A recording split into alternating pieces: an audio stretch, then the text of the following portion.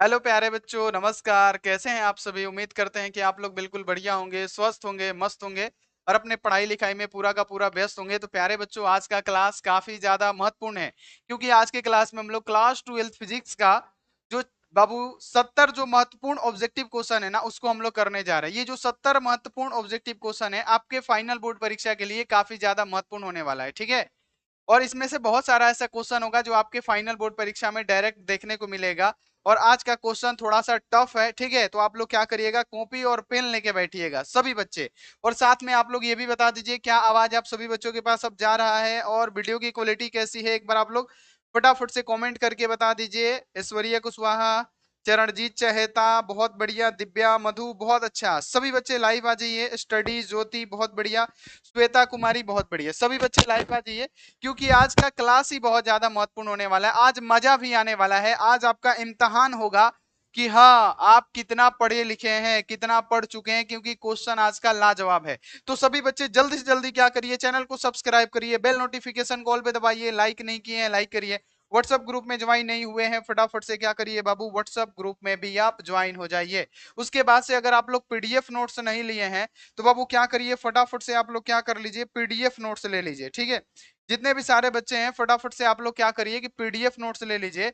PDF notes आपको कितना मिलेगा, तो मात्र 499 में आपको ऑल सब्जेक्ट यानी सभी विषयों का क्या मिलेगा, चैप्टर वाइज, वो ऑब्जेक्टिव क्वेश्चन हो चाहे बाबू याद रखना है सब्जेक्टिव क्वेश्चन हो, ये सारी चीज मिलने वाली है। तो जाइए आस्क बोर्ड का ऐप डाउनलोड कीजिए, वहीं से परचेस कर लीजिए। नहीं तो एक नंबर मेरा नोट करिए, 6299248935। आप इस पे क्या कर सकते हैं, हमसे संपर्क कर सकते हैं। तो बाबू पहला नंबर क्वेश्चन लगाया जाए। आप सभी रेडी हैं? आप सभी रेडी हैं? पहला नंबर क्वेश्चन लगा दिया जाए। एक बार यस बोलिए ताकि क्लास को शुरू किया जाए। और आप लोग कॉपी पेन लेके बैठिएगा। देखिए पहला नंबर क्वेश्चन आपके सामने है। देखिए बाबू, क्वेश्चन क्या है कि एक उदासीन धात्विक गोले से जब 10 के पावर 14 इलेक्ट्रॉन हटाए जाते हैं तो गोले पर आवेश हो जाता है। देखिए कितना जबरदस्त क्वेश्चन है। और जैसे हमने आपको बताया हुआ है कि उसी टाइप का क्वेश्चन पढ़ाएंगे जो आपके फाइनल बोर्ड परीक्षा में पूछा जाता है। देखिए क्वेश्चन क्या है, क्वेश्चन ये है कि एक उदासीन धात्विक गोला है। उदासीन गोला क्या होता है आपको पता है बाबू? उदासीन गोला किसे कहते हैं, हम आपको बता देते हैं कि मान लीजिए कि ये कोई गोला है, तो इसमें जितना धन आवेश है, मान लेते हैं कि 5 गो धन आवेश है और 5 गो क्या है बाबू, ऋण आवेश है, तो ये क्या कहलाएगा, उदासीन गोला कहलाएगा। जिसमें बराबर धन आवेश तथा ऋण आवेश होते हैं तो वो गोला क्या कहलाता है, उदासीन गोला कहलाता है। अब बोला जा रहा है क्या कि इसमें से क्या करना है, 10 के पावर 14 इलेक्ट्रॉन को निकाल लेना है। कितना, 10 के पावर 14 इलेक्ट्रॉन को हटाया जाएगा या निकाला जाएगा तो गोले पर आवेश हो जाता है। तो गोले पे क्या करना है, आवेश निकालना है, यानी नंबर ऑफ इलेक्ट्रॉन निकालना है। तो नंबर ऑफ इलेक्ट्रॉन किस प्रकार से निकलता है, तो बाबू हमने आपको आवेश का क्वांटमीकरण क्या पढ़ाया था, Q इक्वल टू क्या होता है, प्लस माइनस एन ई होता है। यानी हमने आपको पढ़ाया था Q इक्वल टू क्या होता है, एन ई होता है, ठीक है। तो बाबू यहां पे याद रखना है नंबर ऑफ इलेक्ट्रॉन कितना है, तो बाबू आपको पता है कि नंबर ऑफ इलेक्ट्रॉन यानी एन का वैल्यू कितना दे रखा है, तो 10 के पावर 14 इलेक्ट्रॉन को क्या किया गया है, निकाल लिया गया है इस उदासीन गोले से। तो बाबू इस फॉर्मूला पे बनाइए, Q इक्वल टू क्या होगा, एन का वैल्यू क्या है, 10 के पावर 14 गुणे इलेक्ट्रॉन का मान क्या होता है, तो आप कहिएगा गुरुदेव इलेक्ट्रॉन का मान होता है 1.6 गुणे 10 के पावर क्या होता है, 1.6 गुणे 10 के पावर यहाँ पे -19 कूलम होता है। जब आप इसको सोल्व करेंगे प्यारे बच्चों तो ये क्या होगा, 1 गुणे 10 के पावर क्या हो जाएगा प्यारे बच्चों, तो यहाँ पे -19 और +14 कितना हो जाएगा, तो बाबू ये हो जाएगा -5 हो जाएगा। यानी बाबू क्या होगा, तो 1.6 यानी क्या होगा, 1.6 गुणे 10 के पावर क्या होगा, -14 -19 और +14 कितना हो जाएगा, -5 होगा। अब बाबू क्या करेंगे कि ये दशमलव हटाने के लिए इधर क्या करना पड़ेगा, एक और बढ़ाना पड़ेगा। यानी क्या होगा, 16 गुणे 10 के पावर यहाँ पे क्या हो जाएगा, 6 हो जाएगा। ये क्या होगा बाबू, याद रखना है माइक्रो फैरेड होगा। तो बाबू इसको फैरेड में चेंज करने के लिए क्या करेंगे, 10 के पावर ये जो -6 है ना, इसको हटा देंगे। यानी क्या होगा, 16 यहाँ पे क्या हो जाएगा, फैरेड हमारा राइट आंसर हो जाएगा, है ना। सॉरी, फैरेड कैसे होगा, माइक्रो कूलम होगा, है ना।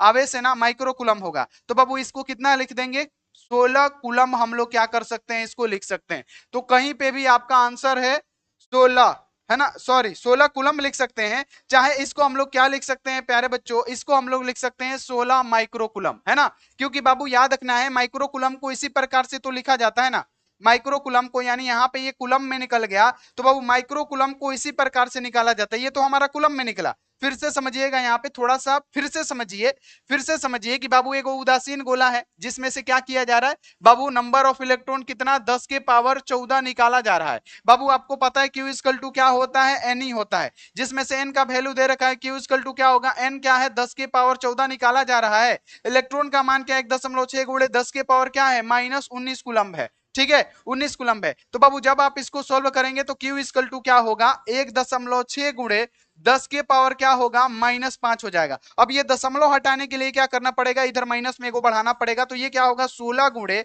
10 के पावर यहाँ पे क्या हो जाएगा प्यारे बच्चों, तो 10 के पावर यहाँ पे 6 हो जाएगा। ये किस में होगा बाबू, कुलम्ब में होगा। तो जब कुलम्ब से माइक्रो कुलम्ब में चेंज करिएगा तो क्या होगा, 16 यहाँ पे क्या होगा, म्यूसी हो जाएगा। तो कितने सारे बच्चों का 16 म्यूसी आया हुआ है बाबू। अगर आपसे बोला जाए ये 5 माइक्रो कुलम है, इसको आप बाबू बाबू कुलम में चेंज करिए, तो आप क्या करते हैं कि इसमें 1 मतलब 5 गुणे 10 के पावर -6 से गुणा कर देते हैं, तो ये क्या हो जाता है, कुलम में हो जाता है। उसी प्रकार से ये कुलम्ब में है, तो बाबू जब इसको माइक्रो कुलम में चेंज करेंगे तो क्या होगा, 16 माइक्रो कुलम होगा, जो कि हमारा राइट आंसर है और बहुत ज्यादा इंपॉर्टेंट क्वेश्चन है ये आपको क्लियर हो गया। ठीक है, अब बढ़ते हैं आगे। अगला क्वेश्चन है कि समविभवी पृष्ठ और वैद्युत बल रेखाओं के बीच का कोण होता है, जल्दी जल्दी राइट आंसर बताइए।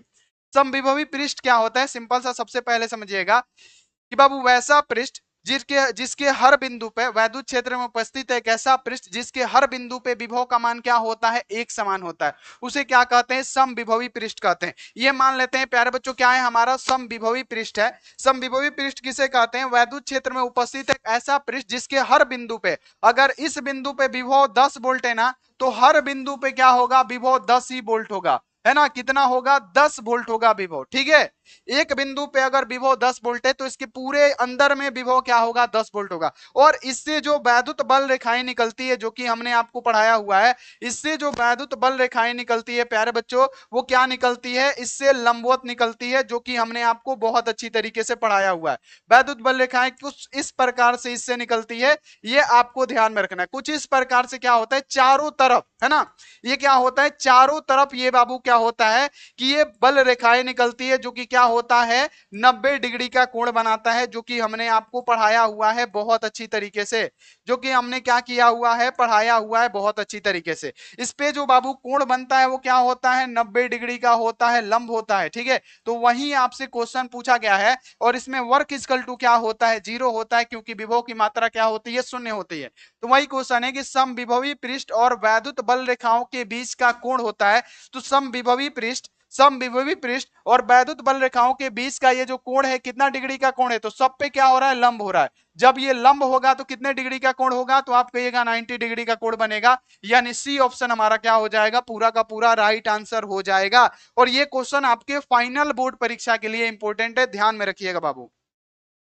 हो सकता है ये question same to same repeat हो जाए। ठीक है, आगे बढ़ जाइए। अगला क्वेश्चन कि किसी विद्युत रोधी माध्यम का पारावैद्युतांक के हो सकता है। तो बाबू किसी भी विद्युत रोधी माध्यम का पारावैद्युतांक क्या होता है, हमने क्या कहा बाबू, पारावैद्युतांक ER क्या होता है, ग्रेटर देन होता है 1। बाबू हमने आपको पढ़ाया है ना, किसी भी माध्यम का बाबू याद रखना है, कोई विद्युत रोधी माध्यम का पारावैद्युतांक क्या होता है, कभी भी 1 से बड़ा होता है, ग्रेटर देन होता है 1, 1 से बड़ा होता है। तो क्या ये -3 1 से बड़ा है, तो कहिएगा नहीं। क्या 0.7 1 से बड़ा है, तो आप कहिएगा नहीं। क्या 0 1 से बड़ा है, तो आप कहिएगा नहीं है। तो बाबू आंसर कौन सा होगा बाबू, 6 हो जाएगा हमारा पूरा का पूरा प्योर राइट आंसर। क्या ये आपको समझ में आ रहा है, क्या ये आपको समझ में आ रहा है बाबू, एक बार बताइए सटासट, फटाफट बताइए, जल्दी जल्दी बताइए बाबू, समझ में आ रहा है। अब देखिए अगला क्वेश्चन, यहाँ पे देखिए कितना जबरदस्त क्वेश्चन है, गजब का क्वेश्चन है बाबू। देखिए क्वेश्चन क्या है कि एक अल्फा कण को 220 वोल्ट विभवांतर से त्वरित किया जाता है, तो इसकी गतिज ऊर्जा में वृद्धि होगी, यानी काइनेटिक एनर्जी में वृद्धि क्या होगी। बाबू सिंपल सा बात क्या है, ये क्या है, आप लोग पढ़िए, यहाँ पे क्या लिखा गया है, ये अल्फा कण है। क्या है बाबू, अल्फा कण है। साफ बोला गया है कि एक अल्फा कण को 220 वोल्ट विभवांतर से त्वरित किया जाता है, तब इसका गतिज ऊर्जा काइनेटिक एनर्जी क्या होगा। तो बाबू आपको पता है जो अल्फा कण होता है, अल्फा कण को क्या कहा जाता है, हीलियम का नाभिक कहा जाता है। और एक बात बता दीजिए, हीलियम के नाभिक में कितने प्रोटॉन और कितने न्यूट्रॉन पाए जाते हैं, एक बार बता दीजिए। हीलियम के नाभिक में कितने प्रोटॉन, कितने बाबू न्यूट्रॉन पाए जाते हैं, एक बार बता दीजिए जल्दी जल्दी। जल्दी जल्दी एक बार बता दीजिए फटाफट से, सभी बच्चे दम लगा के बताइए। दो दो किसका? छोटन, आस बोर्ड का छोटन, बहुत बढ़िया, वेरी गुड। दो दो और किसका आ गया? आस बोर्ड की दीवानी निभा, बहुत बढ़िया, दो, वेरी गुड। चलिए बहुत अच्छा, सभी का आ रहा है दो दो। तो बाबू याद रखना है कि जो अल्फा कण पे आवेश होता है प्यारे बच्चों, आवेश कितना होगा? तो बाबू आवेश कितना कहिएगा? दूगो आवेश होता है। अल्फा कण पे आवेश कितना होगा? दूगो आवेश होगा। तो बोला गया है कि एक अल्फा कण को 220 वोल्ट विभवांतर से त्वरित किया जाता है। तो ये जो काइनेटिक एनर्जी है ये क्या होगा? तो काइनेटिक एनर्जी इक्वल टू क्या होता है? Q इंटू भी होता है। जहां पे बाबू याद रखना है कि ये जो आवेश है ना अल्फा कण पे कितना है? 2 है। अब बाबू भी इक्वल टू कितना दिया हुआ है? 200। यहाँ पे कितना दिया हुआ है? 200 वोल्ट दिया हुआ है। तो हम क्या कर देते हैं? 200 वोल्ट कर देते हैं। अब यहाँ पे आपको क्या निकालना है? काइनेटिक एनर्जी इक्वल टू क्या होगा? Q का वैल्यू कितना है? 2 है। तो यहाँ पे क्या करिएगा? 2 कर दीजिएगा। V का वैल्यू कितना दिया हुआ है? 200 दिया हुआ है। तो 200 हम यहाँ पे क्या कर देंगे? कर देंगे। यानी काइनेटिक एनर्जी क्या होगा? 400 इलेक्ट्रॉन वोल्ट होगा, जो कि हमारा राइट आंसर होगा। कितने सारे बच्चे हैं जो 400 इलेक्ट्रॉन वोल्ट मारे हैं? आंसर बताइए फटाफट से। कितने सारे बच्चे 400 इलेक्ट्रॉन वोल्ट मारे हैं? और इसी टाइप का क्वेश्चन का रिवीजन करिए, इसी टाइप का आता है, गर्दा उड़ा दीजिएगा बाबू।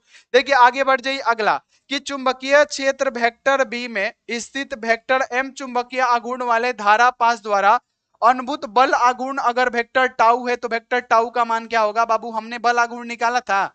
हमने एक समान चुंबकीय क्षेत्र में बाबू बल आघूर्ण निकाला था ना। हमने क्या बल आघूर्ण निकाला था? तो हमने जो बल आघूर्ण निकाला था बाबू, टाउ इक्वल टू क्या होता है? टाउ इक्वल टू क्या होता है? वेक्टर एम क्रॉस बाबू क्या होता है? Vector B. Vector M cross vector B हमारा होता है।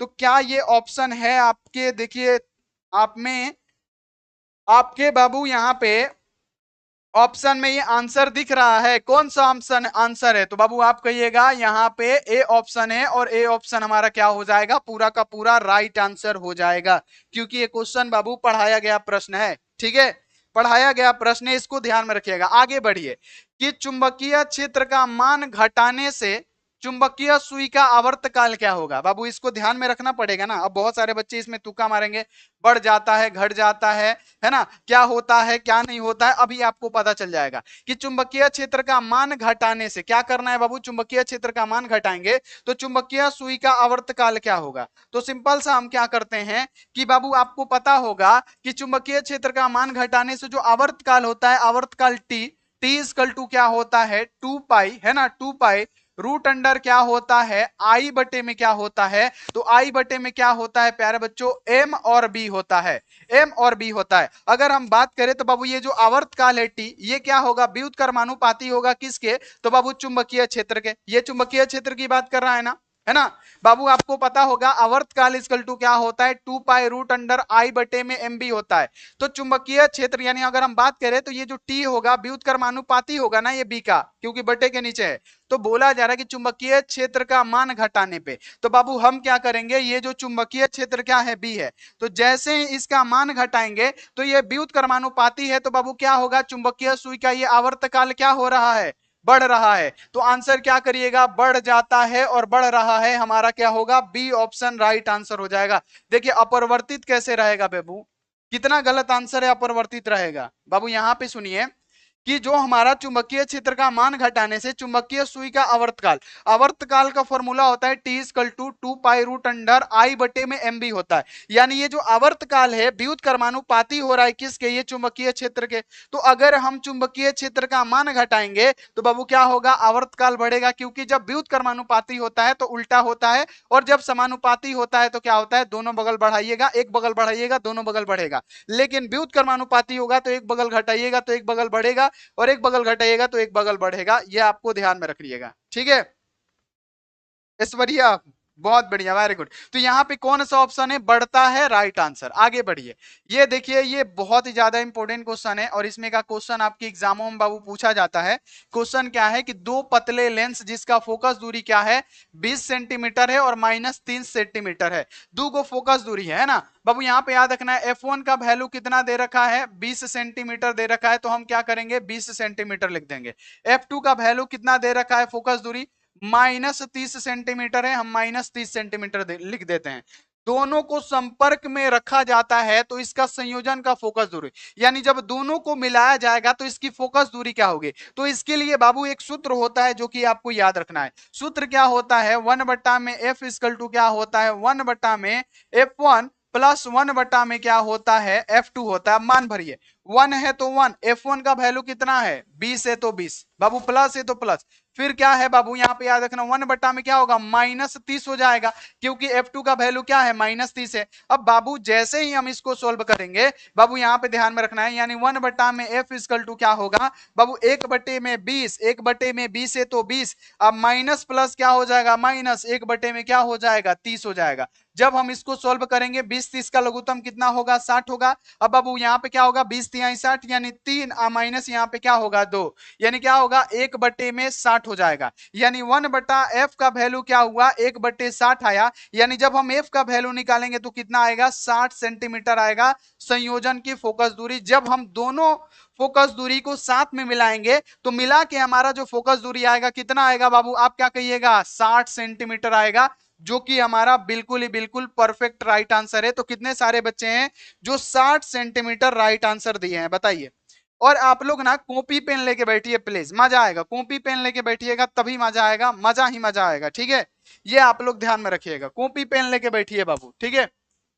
अब चलिए आगे बढ़ते हैं। अगला क्वेश्चन है कि यदि किसी प्रतिवर्ती धारा का शिखर मान क्या है बाबू, याद रखना है 10 एम्पियर हो तो इसका वर्गवाध्य मूल मान क्या होगा। और ये देखिए बाबू कब क्वेश्चन पूछा गया है, 2025 में क्वेश्चन पूछा गया है। और हमने आपका प्रतिवर्ती धारा चैप्टर समाप्त कर दिया है, तो आप इसका राइट आंसर बनाइए। तो कैसे आप बनाएंगे बाबू, यहाँ पे क्वेश्चन क्या है सिंपल सा समझिएगा कि यदि किसी प्रतिवर्ती धारा का शिखर मान, बाबू धारा का तात्कालिक मान क्या होता है, आई इक्वल टू क्या होता है आई नोट, है ना, क्या होता है साइन ओमेगा टी होता है, जिसमें ये आई नोट जो होता है क्या होता है प्यारे बच्चों, ये होता है शिखर मान।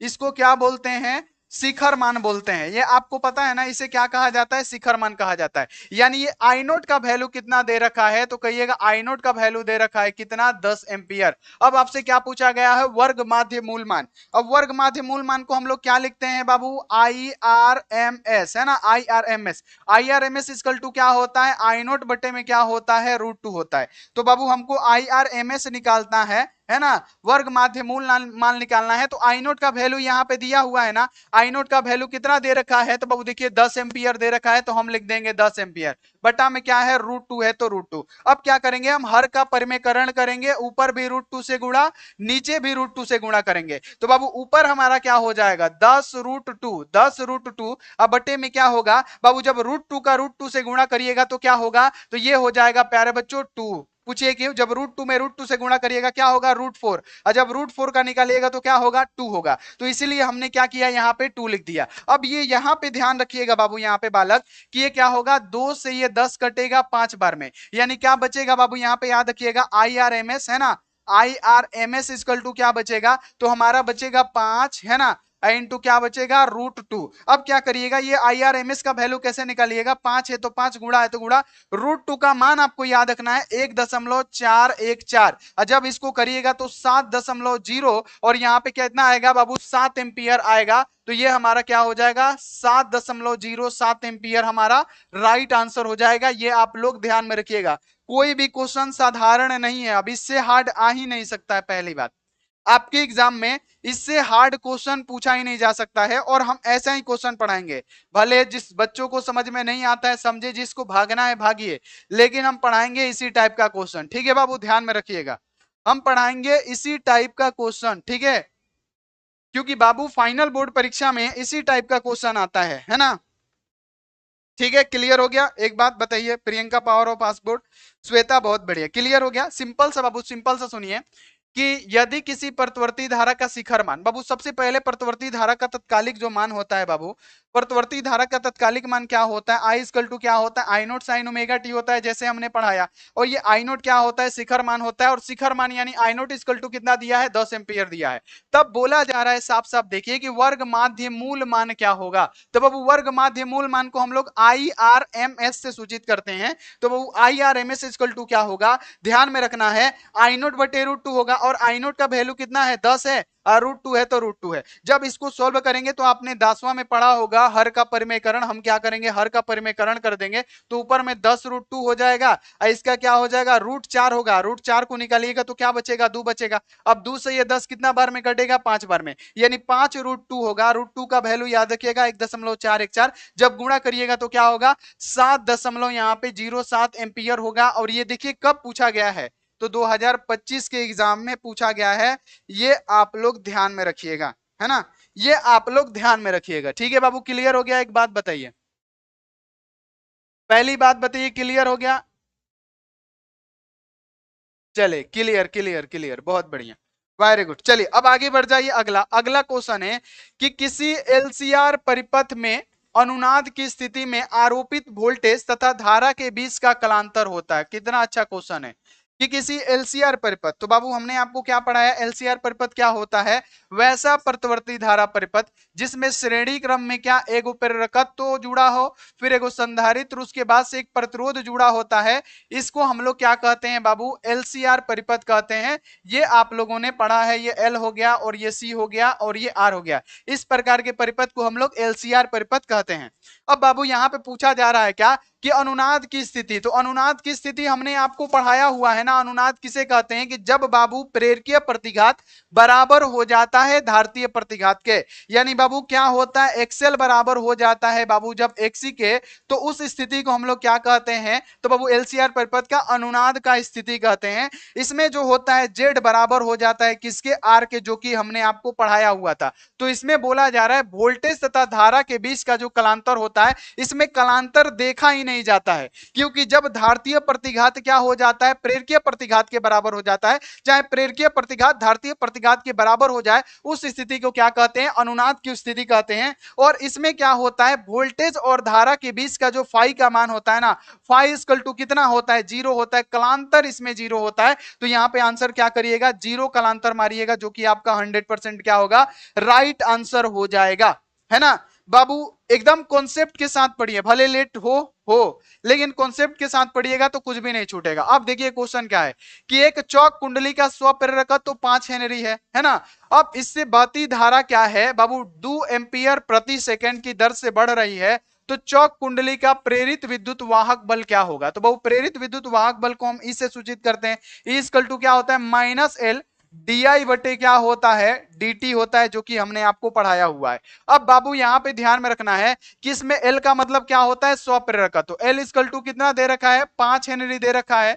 बाबू यहां पे याद रखना है di/dt, है ना, di/dt का वैल्यू कितना दे रखा है, तो बाबू 2 एम्पियर यहाँ पे प्रति सेकंड यानी सेकंड इनवर्स दे रखा है। तब पूछा जा रहा है कि वैद्युत वाहक बल E इक्वल टू क्या होगा। तो बाबू यहाँ पे आप मान रखिए L का वैल्यू कितना दे रखा है, 5 हेनरी दे रखा है, तो -5 कर देंगे, ठीक है, इनटू है तो इनटू।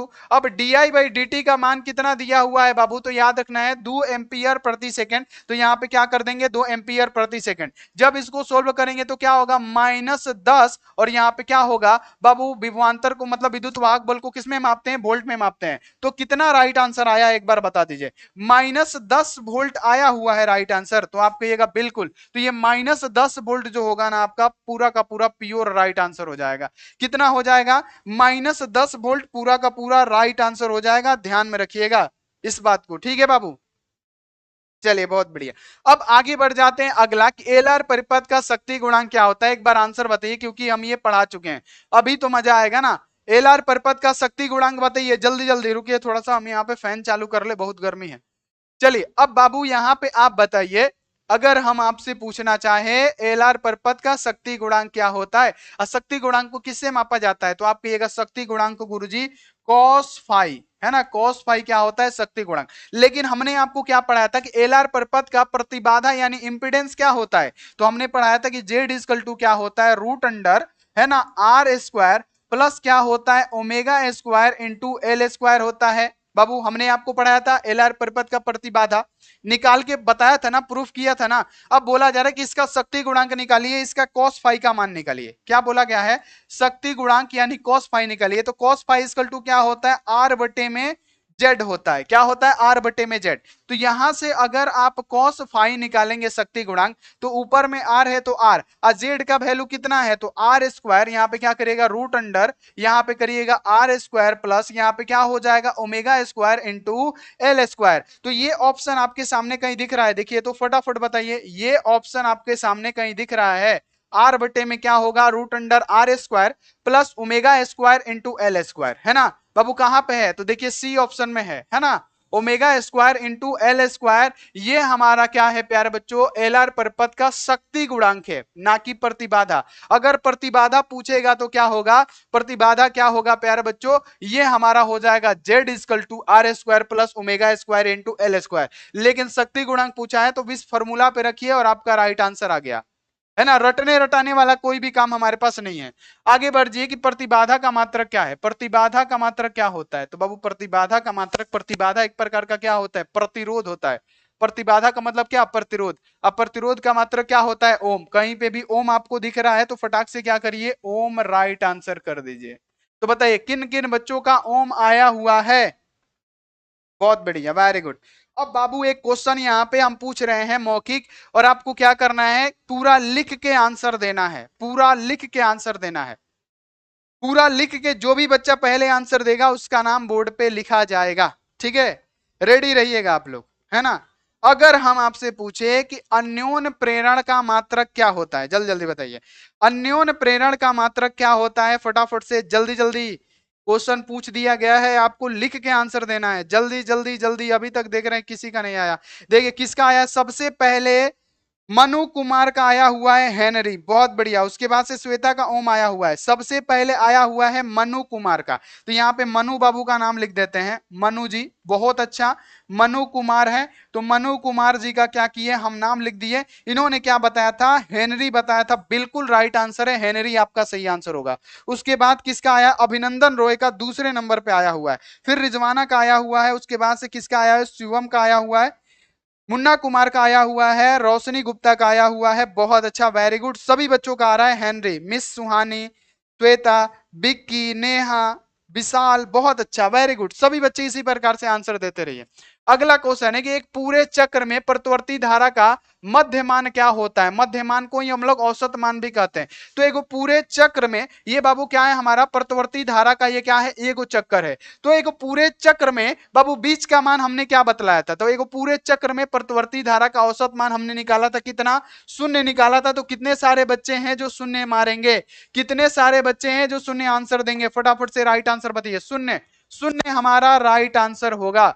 आगे बढ़िए कि एलआर परिपथ की प्रतिबाधा होती है। अब ना यहाँ पे क्वेश्चन आया हुआ है, देखिए कई बार क्वेश्चन पूछा गया है कि एलआर परिपथ का प्रतिबाधा क्या होगा? तो बाबू एलआर परिपथ की प्रतिबाधा हमने निकाला हुआ है क्या? आर स्क्वायर प्लस क्या होता है? ओमेगा स्क्वायर इंटू क्या होता है? एल स्क्वायर होता है। तो कहीं पे भी आंसर दिख रहा है आपको? R square plus omega square into L square क्या है? ये इंपिडेंस है, प्रतिबाधा है, यानी जेड है। तो ये आप लोग ध्यान में रखिएगा 14 नंबर क्वेश्चन का। बाबू बार बार दोहराता है ये क्वेश्चन, बार बार दोहराता है, ध्यान रखिएगा।